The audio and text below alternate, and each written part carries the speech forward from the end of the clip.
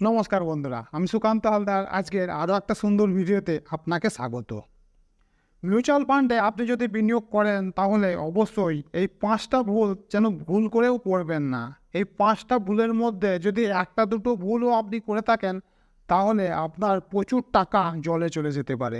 আসুন বন্ধুরা, জেনে নিই কোন 5টা ভুল করলে আমরা আমাদের টাকা জলে ফেলতে পারি এই মিউচুয়াল ফান্ডে বিনিয়োগ করে।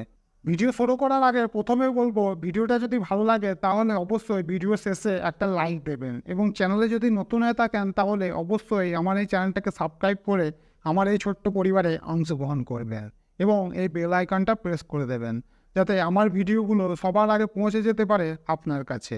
প্রথম ভুল, যে ভুলটা আগেকার দিনের মানুষেরা সবথেকে বেশি করেছে, বা সেই সময় হয়তো সেই অপশানটাই ছিল না। আগেকার দিনের মানুষেরা কী করতো, মিউচুয়াল ফান্ডে যারা বিনিয়োগ করতো তাদেরকে বেশিরভাগ সময়ই রেগুলার প্ল্যান নিয়ে বিনিয়োগ করতে হতো।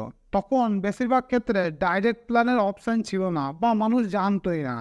বর্তমানে বিভিন্ন রকম ব্রোকারের মাধ্যমে যে সমস্ত অ্যাপ্লিকেশনগুলো এসেছে, যেমন গ্রো, আপস্টক্স, ধান, জিরোধা, এই সমস্ত অ্যাপ্লিকেশনগুলো আসার পর থেকে আমরা মিউচুয়াল ফান্ডের ডাইরেক্ট প্ল্যান এবং রেগুলার প্ল্যান, এই দুটো প্ল্যানকে আমরা আলাদা করে বুঝতে পারি। এবার ডাইরেক্ট প্ল্যান এবং রেগুলার প্ল্যানের মধ্যে পার্থক্য কিন্তু প্রচুর। মোটামুটি 1% করে বা 1 থেকে 1.5% একটা ডিফারেন্স রেগুলার প্ল্যান এবং ডাইরেক্ট প্ল্যানের মধ্যে থাকে। আপনি যেখানে মিউচুয়াল ফান্ডে বিনিয়োগ করলে ডাইরেক্ট প্ল্যানে হয়তো দেখা যাবে এক্সপেন্স রেশিও 0.7%, সেখানে রেগুলার প্ল্যানে যদি আপনি বিনিয়োগ করেন সেখানে দেখা যাবে 1.70%, 1.80% বা 2% পর্যন্ত এক্সপেন্স রেশিও লেগে যায়। তাই 1 থেকে 1.5% এক্সট্রা এক্সপেন্স রেশিও আপনাদেরকে দিতে হয় আপনারা যদি রেগুলার প্ল্যানে বিনিয়োগ করেন। এই সমস্ত ব্যাপারে আমি এই ভিডিওটা করেছি। এই ভিডিওটা দেখলে আপনারা বুঝতে পারবেন রেগুলার প্ল্যান এবং ডাইরেক্ট প্ল্যানের মধ্যে কতটা বড় পার্থক্য। বন্ধুরা, আপনারা হয়তো এটাকে খুব একটা গুরুত্ব দেবেন না, কিন্তু সত্যি কথা বলতে কি, আপনারা যদি লং টার্মের জন্য বিনিয়োগ করেন এবং এই 1%-এর ডিফারেন্স যদি থাকে, মোটামুটি আপনার 25-30 বছরে দেখবেন লাখ লাখ টাকার ডিফারেন্স হয়ে গেছে এই 1%-এ। তাই যখনই মিউচুয়াল ফান্ডে বিনিয়োগ করবেন তখনই অবশ্যই ডাইরেক্ট প্ল্যানটা নেবেন। মিউচুয়াল ফান্ডের প্রত্যেকটা স্কিমেরই রেগুলার প্ল্যান রয়েছে এবং ডাইরেক্ট প্ল্যান রয়েছে। তবে বর্তমানে বেশিরভাগ ব্রোকারের অ্যাপ্লিকেশনে শুরুতেই ডাইরেক্ট প্ল্যানগুলোকেই দেখানো হয়। তাই আপনি হয়তো বুঝতেই পারবেন না যে আপনি কোথায় বিনিয়োগ করছেন। তবুও যখন বিনিয়োগ করবেন তখন অবশ্যই দেখবেন সেখানে যেন ডাইরেক্ট প্ল্যানে আপনার বিনিয়োগটা হয়। দ্বিতীয় যে ভুলটা আমরা সবথেকে বেশি করি সেটা হচ্ছে আমরা মিউচুয়াল ফান্ডে বিনিয়োগ করার সময় বেশিরভাগ সময় সেক্টরাল বা থিমেটিক মিউচুয়াল ফান্ডগুলোতে বেশি বিনিয়োগ করে ফেলি। দেখুন বন্ধুরা, এটা খুব রিস্কি একটা ফান্ড। যে কোনো সেক্টরের মিউচুয়াল ফান্ডে বিনিয়োগ করেন না কেন, সেটাই আপনার জন্য রিস্কি হয়ে যাবে। যদি আপনি যে কোনো একটা সেক্টরের মিউচুয়াল ফান্ডে বিনিয়োগ করেন আর যদি আপনি কোনো মিউচুয়াল ফান্ডে বিনিয়োগ না করেন তাহলে সেটা অবশ্যই আপনার জন্য খুব রিস্ক। কারণ যে কোনো সময়ে যে কোনো একটা সেক্টর বহুদিনের জন্য নিচের দিকে নামতে পারে। তাই এটা একটা বিশাল গুরুত্বপূর্ণ জিনিস। তাই বিনিয়োগ করার সময় অবশ্যই এই বিষয়টা দেখবেন। এবং দ্বিতীয় বিষয় হচ্ছে, মিউচুয়াল ফান্ডে বিনিয়োগ করার সময় আমাদেরকে অবশ্যই মিউচুয়াল ফান্ডের একটা পোর্টফোলিও তৈরি করতে হবে। যে কোনো একটা বা দুটো মিউচুয়াল ফান্ডে বিনিয়োগ করলে হবে না। আমার মতে 3 থেকে 4টি মিউচুয়াল ফান্ডে আপনি যদি বিনিয়োগ করেন তাহলে আপনার মিউচুয়াল ফান্ডের পোর্টফোলিওটা বেশ সাজানো গোছানো হয়ে যাবে। দেখুন বন্ধুরা, যে কোনো সময় যে কোনো মিউচুয়াল ফান্ডের স্কিমের সাথে স্ক্যাম হয়ে যেতে পারে। আমরা কিছুদিন আগে কোয়ান্টের মিউচুয়াল ফান্ডের সাথে একটা ফান্ড রানিংয়ের কেস পেয়েছিলাম। এই ধরনের কেস যদি হয়ে থাকে তাহলে এরকম হতে পারে আপনার মিউচুয়াল ফান্ডের স্কিম অনেক নেগেটিভ রিটার্ন দিতে পারে। তাই অবশ্যই চেষ্টা করবেন 3-4টি মিউচুয়াল ফান্ডে বিনিয়োগ করার। তাহলে আপনার এখানে পোর্টফোলিওটা সাজানো গোছানো হয়ে যাবে এবং রিস্ক অনেকটা কমে যাবে। তৃতীয় যে সমস্যাটা বা যে ভুলটা আমরা করি সেটা হচ্ছে, সবথেকে বেশি আমরা বিনিয়োগ করে ফেলি মিড ক্যাপ এবং স্মল ক্যাপ মিউচুয়াল ফান্ডে। দেখুন বন্ধুরা, স্মল ক্যাপ এবং মিড ক্যাপ মিউচুয়াল ফান্ড আমাদের যদি বয়স কম হয়, আমাদের রিস্ক নেওয়ার ক্যাপাসিটি যদি বেশি থাকে তাহলে খুবই ভালো। তবে সব টাকা যদি আমরা মিড ক্যাপ বা স্মল ক্যাপ মিউচুয়াল ফান্ডে বিনিয়োগ করি সেটাও আমাদের জন্য খুব একটা ভালো নাও হতে পারে। আমাদেরকে সব বিষয়গুলোকে একটু ম্যানেজ করে চলতে হবে। আমাদেরকে পোর্টফোলিও তৈরি করতে হবে। শুধুমাত্র স্মল ক্যাপ মিউচুয়াল ফান্ড বা শুধুমাত্র মিড ক্যাপ মিউচুয়াল ফান্ডে বিনিয়োগ করলে হবে না। আমাদেরকে তার সাথে সাথে ফ্লেক্সি ক্যাপ মিউচুয়াল ফান্ড বাছাই করতে হবে। তার সাথে আমাদেরকে ইন্ডেক্স ফান্ড বাছাই করতে হবে। এইভাবে আমাদেরকে আমাদের পোর্টফোলিওটাকে রিস্ক ম্যানেজমেন্টের হিসাবে তৈরি করতে হবে। দেখুন বন্ধুরা, আমরা যদি শর্ট টার্মের জন্য বিনিয়োগ করি, মূলত 5-7 বছরের জন্য যদি আমরা বিনিয়োগ করি, তাহলে অবশ্যই আমাদেরকে এই বিষয়টা একটু গুরুত্ব দিয়ে দেখতে হবে। দেখুন বন্ধুরা, আমি বর্তমানে আমার অনেক বন্ধুদের সাথে রাস্তাঘাটে কথা হয়, তারা আমাকে মাঝে মাঝে বলে আমি এই টাকাটা লাগিয়েছি 2030 সালে তুলবো, আর লং টার্মের জন্য বিনিয়োগ করছি, এখন 2024, 6 বছর পর তুলবো। তাদের কাছে এই 6 বছরটা তারা মনে করছে অনেক লম্বা সময়। দেখুন বন্ধুরা, শেয়ার বাজারে বা ইকুইটি মার্কেটে এই 5-6 বছরটা কিছুই নয়। 5-6 বছরে তো একটা ঠিকঠাক বুলরানও আসে না। অনেক সময় আপনার শেয়ার হয়তো দেখবেন, শেয়ার বাজারে যদি আপনি ডাইরেক্ট বিনিয়োগ করেন, শেয়ার দেখবেন 5-7 বছরে একই জায়গায় রয়েছে, এবং মিউচুয়াল ফান্ডের রিটার্ন অনেক সময় 5-7 বছর খুব একটা ভালো নাও দিতে পারে যদি মার্কেট সাইডওয়েজ চলে।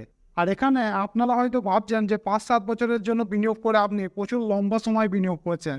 দেখুন বন্ধুরা, ইকুইটি মার্কেট বলুন বা শেয়ার বাজার বলুন বা মিউচুয়াল ফান্ড বলুন, যেখানেই বলুন না কেন, 15 বছর বা তারও বেশি সময় ধরে আপনি যদি বিনিয়োগ করতে পারেন, সেটাকেই আমরা লং টার্ম ধরে নিতে পারি।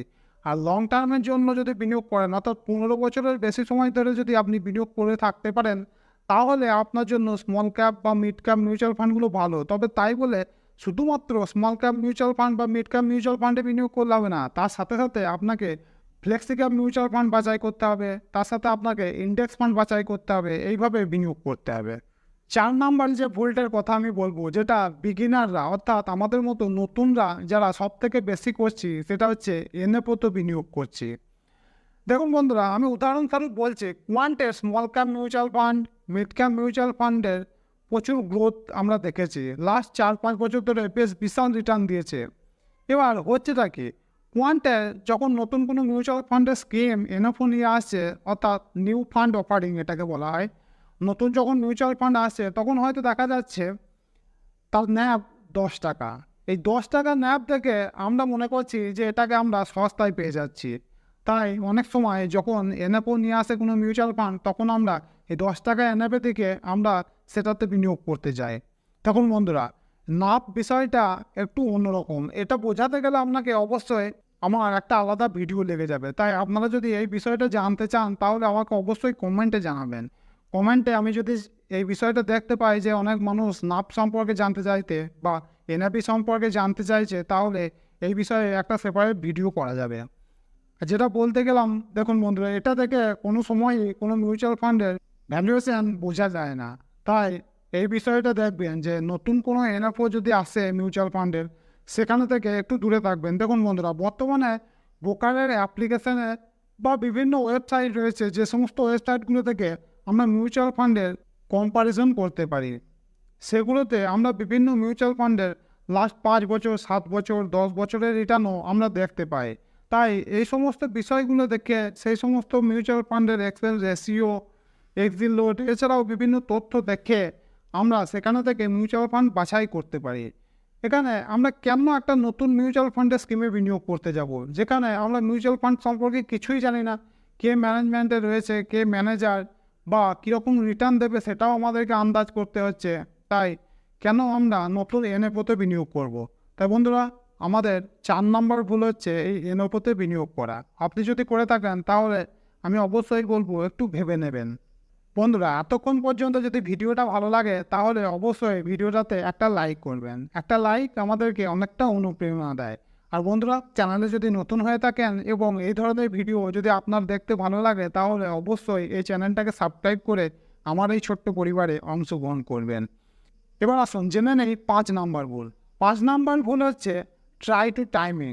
আমরা অনেক সময় কি করি, আমরা মিউচুয়াল ফান্ডে বিনিয়োগ করি ঠিকই, আমরা সবসময় ওয়েট করি কখন মার্কেট একটু ক্র্যাশ করবে, তখন বিনিয়োগ করব।